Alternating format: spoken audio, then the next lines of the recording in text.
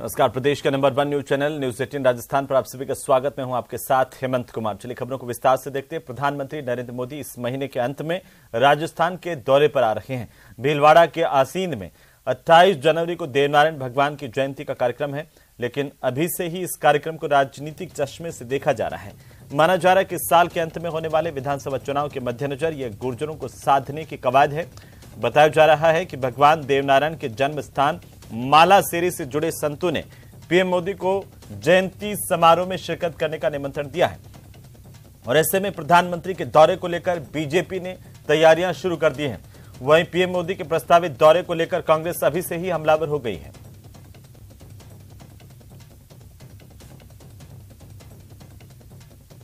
और देवनारायण के प्रति जो आस्था है लोगों की, उसको अच्छा करने का प्रयास किया है और प्रधानमंत्री जी के वहाँ आने से निश्चित रूप से उन सब लोगों को भी एक बहुत आनंद का अनुभव होगा जो भगवान देवनारायण को अपना आराध्य मान करके उनके द्वारा दी हुई शिक्षाओं को अपने साथ रखा। और हमारा भी सौभाग्य होगा कि इस बहाने प्रधानमंत्री जी का राजस्थान का दौरा होगा। मैं ये मानता हूँ इस वक्त गरीबी और बेरोजगारी जबरदस्त है, महंगाई जबरदस्त है। हम ये उम्मीद कर रहे हैं कि महंगाई, गरीबी और बेरोजगारी को दूर करने के लिए कोई प्लान राजस्थान में देवनारायण भगवान के मंदिर से घोषित करेंगे तो देश में बड़ा संदेश जाएगा।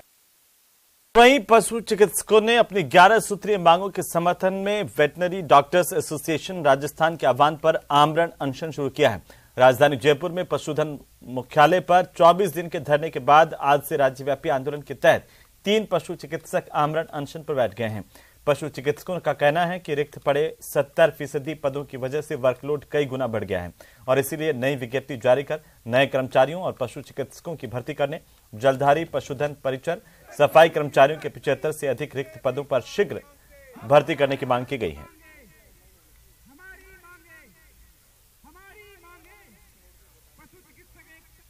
आखिरकार हमें गांधी जी के लाश हथियार को यूज करते हुए आमरण अनशन पर जाना पड़ रहा है।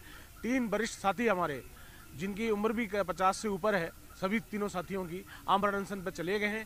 वो जो सरकार के राजपत्रित अधिकारी हैं, डिप्टी डायरेक्टर रैंक के अधिकारी हैं, वो आज आमरण अनशन पर बैठ गए। ये मांगे 2 दशकों से लंबित है। न्याय की उम्मीद में बैठे हैं कि सरकार अब तो सुनेगी। गांधी जी के लाश हथियार को उन्होंने अपना लिया है। वो अपना सिर्फ जल के अलावा कुछ नहीं लेंगे और मतलब अनशन पर रहेंगे जब तक उनकी शरीर से जान नहीं निकल जाती। आरपीएससी पेपर लीक मामले में सामने आए फरार पेपर माफिया सुरेश ढाका और भूपेंद्र सारण की कोचिंग अधिगम से जुड़े छात्रों की फीस रिफंड की मांग उठ रही है। Paper leak mafia Suresh Dhaka की कोचिंग अधिगम में हाल ही में फिलहाल करीब 150 से 200 छात्रों के बैच चल रहे थे। प्रत्येक छात्र से 6 से 8 हजार रुपए की फीस वसूली की गई थी, यानी कि कोचिंग संस्थान ने करीब 16 लाख से ज्यादा की फीस ली, मगर अब कोचिंग बंद हो गया है और ऐसे में कोचिंग बंद होने के बाद पीड़ित छात्रों ने फीस रिकवरी की सरकार से गुहार लगाई है। राजस्थान बेरोजगार एकीकृत महासंघ की ओर से राज्य सरकार से फरार आरोपी paper leak mafia Suresh Dhaka और भूपेंद्र सारण को जल्द गिरफ्तार कर उनकी संपत्तियां जब्त कर छात्रों की फीस वापस रिफंड करने की मांग की गई।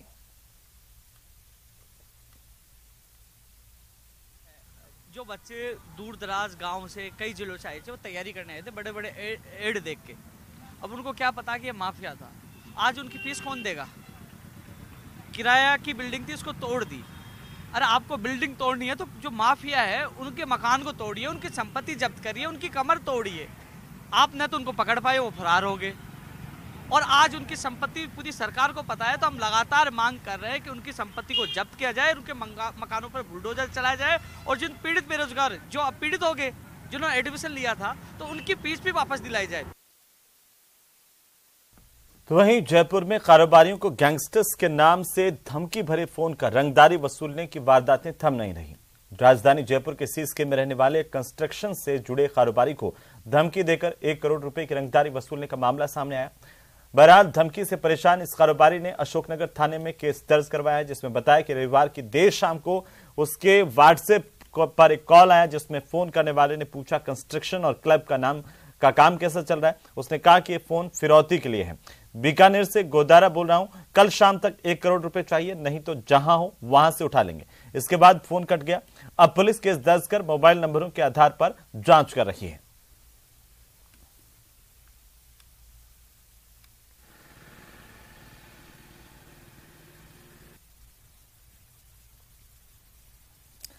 और अब बात चाइनीज मांझे की। किसी का गला कटा तो किसी की ठुड्डी, किसी को 18 टांके लगे तो किसी को 14 टांके आए।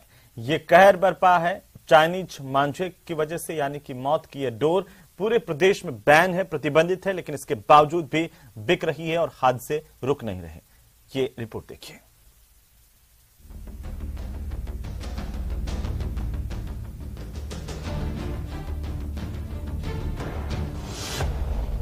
मौत की डोर से सावधान,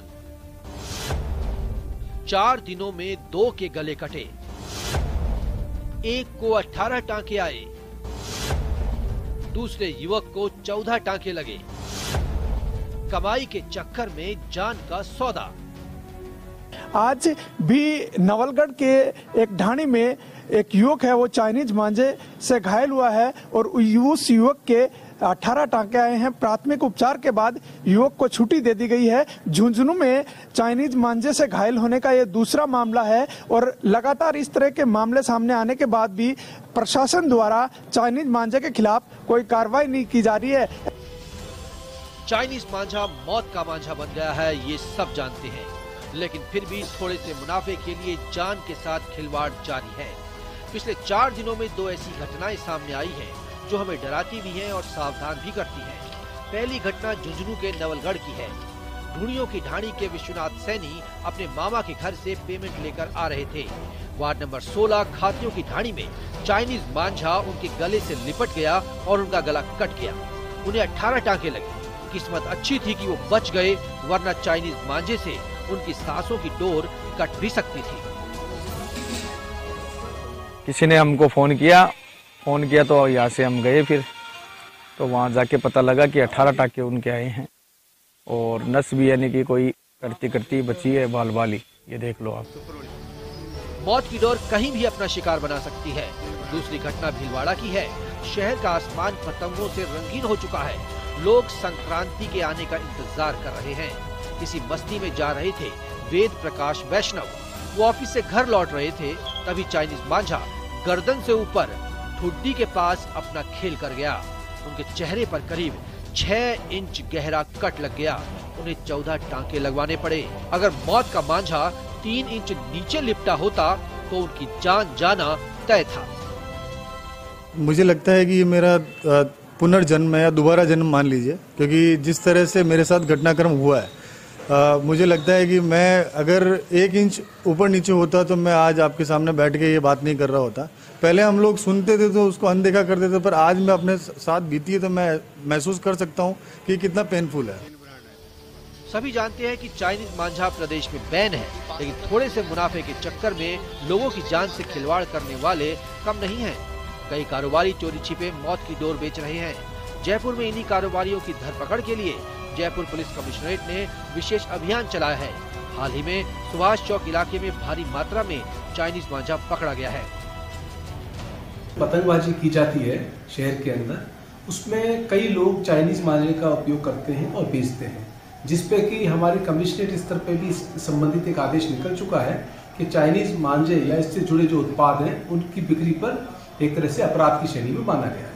इसी को देखते हुए हम अब चूंकि आज 9 तारीख है, तो अब से लेकर के और मकर संक्रांति तक हम ये रोज अभियान चलाएंगे, जिसमें कि हम ऐसी जो भी दुकान विक्रेता हैं जो कि चाइनीज मांझे को बेच रहे हैं, उन सब दुकानों को हम अपनी टीमें भिजवाएंगे, चेक करवाएंगे और अपने गोपनीय रूप से भी पता कराएंगे कि कोई व्यक्ति अगर इस तरीके के उत्पाद तो नहीं बेचता है, अगर पाया जाएगा तो उसके खिलाफ कानूनी कार्रवाई की जाएगी। राजधानी जयपुर में सुभाष चौक थाना पुलिस ने हाल ही में करीब 2.5 लाख रुपए का चाइनीज मांझा जब्त किया है। मौत का सामान आमेर रोड पर नटवाड़ा हाउस में एक गोदाम में छिपा कर रखा गया था। पुलिस ने चाइनीज मांझा बेचने वाले कारोबारी को भी गिरफ्तार कर लिया है। नटवाड़ा हाउस में कोई गोदाम में चाइनीज मांझा काफी मात्रा में। मुखबिर की सूचना पर हमारी टीम व डीएसटी की टीम वहां मौके पर पहुंची। वहां गोदाम का मालिक अल्ताफ कुरैशी मिला, तो उससे पूछताछ की, तो वहां जाके हमने चेक किया तो 8 कार्टून, एक कार्टून में 60 चरखी यानी 480 चरखी। तो उससे पूछताछ की तो बताया कि हम एक चरखी को 500 रुपये में बेचते हैं, तो करीबन 2,40,000 का माल है। मौत की डोर से बचना मातम में ना बदल जाए, वो मारा वो काटा का शोर। चाइनीज मांझे में 5 तरह के केमिकल और कई धातुओं का प्रयोग होता है। एल्युमिनियम ऑक्साइड और लेड का इस्तेमाल होता है। ये सभी चीजें मिक्स होकर तेज धार वाला ऐसा चाइनीज मांझा बनाती हैं जिसे काटना काफी मुश्किल होता है। शायद इसीलिए कुछ पतंगबाज दूसरों की पतंग काटने के लिए चाइनीज मांझे के झांसे में आ जाते हैं, लेकिन वो काटा वो मारा की मस्ती से ज्यादा जरूरी है किसी की चाल, चाहे वो बेजुबान पक्षी हो या फिर इंसान। Bureau report, news 18 Rajasthan. वहीं चूरू के रतनगर थाना इलाके में एक गांव की बीएड छात्रा से छेड़छाड़ करने और विरोध करने पर तेजाब फेंककर कुरूप बना देने की धमकी देने का मामला सामने आया है। पीड़ित छात्रा ने मंगलवार को महिला थाने में नामजद आरोपी के खिलाफ परिवाद दिया है। महिला थाना सीआई सुखराम चोटिया ने जानकारी दी कि एक गांव की छात्रा ने यह परिवाद दिया कि वो चूरू के कॉलेज में बीएड करती थी, जहां पर उसकी पहचान आरोपी से हुई थी।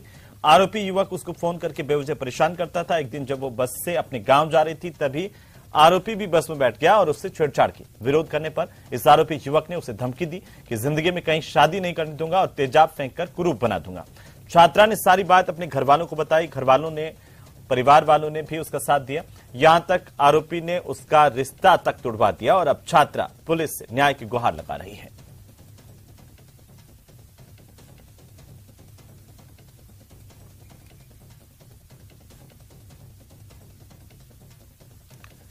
तो राजस्थान के मुख्यमंत्री अशोक गहलोत आज सवाई माधोपुर जिले के बोनली तहसील क्षेत्र के भेड़ोली गांव पहुंचे, जहां पर उन्होंने संत शिवानंद महाराज के निर्वाण दिवस कार्यक्रम में शिरकत की। उन्होंने संत शिवानंद महाराज के समाधि स्थल पर अपना शीश नवाया, विधिवत रूप से पूजा अर्चना की। इस मौके पर आयोजित एक सभा को भी संबोधित किया। सीएम अशोक गहलोत ने सभा को संबोधित करते हुए कहा कि आरसीपी का मुद्दा प्रधानमंत्री मोदी के गले की घंटी बन गया है। हम खाली कह नहीं रहे, खाली आरोप लगा रहे हैं। मैंने 9,600 करोड़ रुपया एलोकेट किया इसके लिए। काम बंद नहीं होना चाहिए। बताइए काम चल रहा है आपके, इस सुविधा का अलग चल रहा है। इस सुविधा का पानी आपके दूसरे जिले में भी आएगा, कुछ क्षेत्र आपका रामकेश गमा भी आएगा, तो पूरे जिले में पानी जो आएगा तो वो आएगा ईआरसीपी की योजना से आएगा 13 जिले के अंदर। मैं पीछे बढ़ा हुआ हूँ, तो पूरी राजस्थान के लोगों का आह्वान करना चाहूंगा, चाहे भरतपुर के हो, अलवर के हो, धौलपुर, करौली, माधोपुर, दौसा, जो भी जिले हैं, जयपुर तक भी आता है, टोंक भी आता है, उसके अंदर अजमेर भी आता है, अलवर भी आता है। हम सबको मिलके दबाव बनाना पड़ेगा। बच्चों के हैंडराइटिंग से वो परेशान। तो वहीं अलवर के बहरोड में सांसद बालकनाथ और डीएसपी के विवाद में अब विधायक बलजीत यादव की एंट्री हो गई है। उन्होंने बालकनाथ पर गंभीर आरोप लगाए हैं। आपको बता दें कि विधायक बलजीत यादव ने 2 हिस्ट्री शीटर बदमाशों के साथ बालकनाथ के साथ फोटो भी मीडिया के सामने रखे और बालकनाथ के अपराधियों से संपर्क होने के आरोप लगाए हैं। उन्होंने सांसद बालकनाथ पर आरोपियों को संरक्षण देने के आरोप लगाए। कहा कि बहरोड डीएसपी की ओर से मामले में बताया गया कि बहरोड अस्पताल में लादेन पर हुई फायरिंग के आरोपी सचिन मीणा को पुलिस ने गिरफ्तार किया है। इस मामले में पूछताछ में आरोपी की ओर से बताया गया कि सांसद के कर्मचारियों ने जैनपुर बास में जाकर बदमाश रामपाल गुर्जर से मुलाकात की। पिछले दिनों बालकनाथ ने डीएसपी की तुलना वर्दी वाले गुंडे से की थी।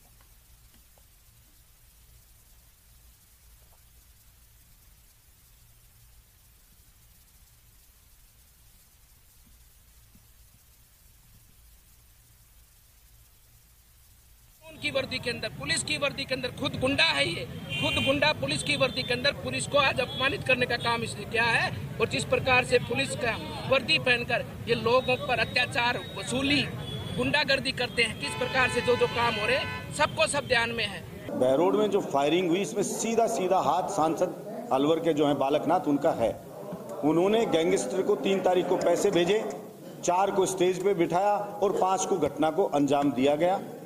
मेरी मांग सरकार से बालकनाथ को तुरंत गिरफ्तार करे इस मामले में। और दूसरी मांग मेरी सरकार से है, एडीजी स्तर का विजिलेंस का कोई भी अधिकारी इस पूरे प्रकरण की जांच करे। इसमें दोषी जो भी हो चाहे पुलिस की खामियां रही हो तो पुलिस के जो भी अधिकारी जिम्मेदार उसके खिलाफ एक्शन हो, और अगर बालकनाथ जैसा प्रथम दृष्टा लग रहा है कि उसका इन्वॉल्वमेंट है तो बालकनाथ को तुरंत गिरफ्तार करें।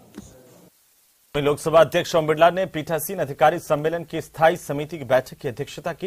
राजधानी जयपुर में यह बैठक हुई और बैठक में सम्मेलन की कार्यसूची पर विचार विमर्श किया गया। सम्मेलन के दौरान G20 में देश के नेतृत्व पर चर्चा होगी और साथ ही संसद विधान मंडलों को अधिक प्रभावी बनाने पर भी संवाद होगा। इस सम्मेलन में विधायिका और न्यायपालिका के बीच सामंजस्यपूर्ण संबंधों को लेकर मंथन होगा। वहीं राजस्थान विधानसभा में सम्मेलन का आयोजन कल से किया जाएगा। सुबह 10:15 पर उपराष्ट्रपति जगदीप धनखड़ इसका शुभारंभ करेंगे। स्पीकर बिरला की अध्यक्षता में 2 दिन तक विभिन्न मुद्दों पर मंथन होगा।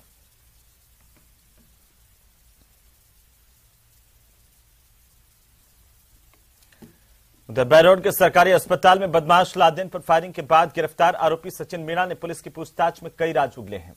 इसकी पुलिस गहनता से जांच कर रही है। भिवाड़ी के एसपी शांतनु कुमार ने जानकारी दी है कि इस मामले में जो फरार आरोपी बचे हैं, जल्द से जल्द उन्हें भी गिरफ्तार किया जाएगा। पुलिस बदमाशों को पकड़ने को लेकर जगह जगह दबिश दे रही है। आपको बता दें कि कुख्यात बदमाश रहे जसराम गुर्जर और विक्रम उर्फ लादेन में वर्चस्व के लिए कई बार गैंगवॉर हो चुकी है।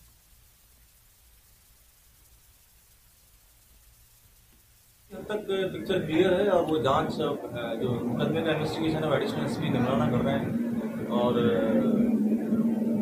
इस गैंग वार को या इस जो गैंग कल्चर है इसको खत्म करने के लिए 2022 में भी हमने काफ़ी अच्छा काम किया था। और मुझे खुशी है बताते हुए कि राजपासा में जो निरुद्ध किया जाता है उस पर भी हमने बहुत सी कार्रवाई की। अभी तक 2 हम लोगों ने एक्शन लिए हैं उसके अंदर और मिशन 100 काफ़ी हद तक सफल रहा है। बदमाशों का चिन्हीकरण करके उनके खिलाफ कानूनी कार्रवाई करने में हम काफी ठीक रहे हैं पिछले 2022। तो चलिए आगे बढ़ेंगे और करौली से इस वक्त की बड़ी खबर हम आपको बता दें। स्कूलों में 2 दिन का अवकाश और बढ़ाया गया है। शीतलहर को देखते हुए अवकाश में वृद्धि की गई है। 11 और 12 जनवरी को अवकाश घोषित किया गया है। एडीएम मुरलीधर प्रतिहार ने इसे लेकर आदेश जारी किए हैं। 2 दिन का अवकाश और बढ़ाया गया है। ये बड़ी जानकारी है इस वक्त की। करौली से इस वक्त की सबसे बड़ी खबर। करौली में लगातार कड़ाके की सर्दी और शीतलहर को देखते हुए स्कूलों में 2 दिन का अवकाश बढ़ा दिया गया है। करौली के एडीएम मुरलीधर प्रतिहार की ओर से इसे लेकर आदेश जारी किए गए हैं। करौली जिले में 2 दिन और अवकाश होगा। सरकारी और निजी स्कूलों में लगातार भीषण सर्दी को देखते हुए ये आदेश जारी किए गए हैं। 11 और 12 जनवरी को भी अवकाश घोषित किया गया है।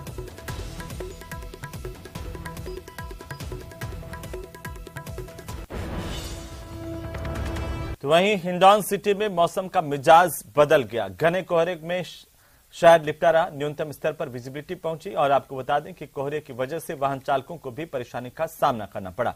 वहीं नए साल की शुरुआत के साथ ही प्रदेश के सरहदी जिले श्रीगंगानगर में भी लगातार हाड़ कपकपाती ठंड लोगों को परेशान कर रही है। दिन और रात के तापमान में गिरावट हो रही है। वहीं पिछले 1 हफ्ते से पूरा शहर कोहरे की चादर में लिपटा हुआ है। भरतपुर जिले में सर्दी का सितम लगातार जारी है। तो वहीं मौसम विभाग के मुताबिक अभी अगले 2 से 3 दिनों तक ऐसा ही मौसम बना रहेगा। साथ ही दौसा में 2 दिन की सर्दी की राहत के बाद एक बार फिर से सर्दी का सितम यहां पर देखने को मिल रहा है। उधर कोटा में सर्दी के तेवर तीखे हैं और दूसरी तरफ रणथंभौर में घने कोहरे और कड़ाके की ठंड के बीच बाघों का पेड़ पर चहलकदमी करने वाली तस्वीरें सामने आई हैं। एक बाघ पेड़ पर चहलकदमी करते हुए दिखाए। अलग अलग जगहों की तस्वीरें हैं। सर्दी ने मरुधरा को अपनी चपेट में ले रखा है। पूरे उत्तर भारत में कड़ाके की सर्दी है। तो वहीं राजस्थान के भी अलग अलग जिलों से कड़ाके की सर्दी की खबर है। हिंडौन सिटी, करौली और साथ ही साथ सवाई माधोपुर की तस्वीरें हैं। दौसा, कोटा, रणथंभौर की और भरतपुर की तस्वीरें आपकी टीवी स्क्रीन पर है।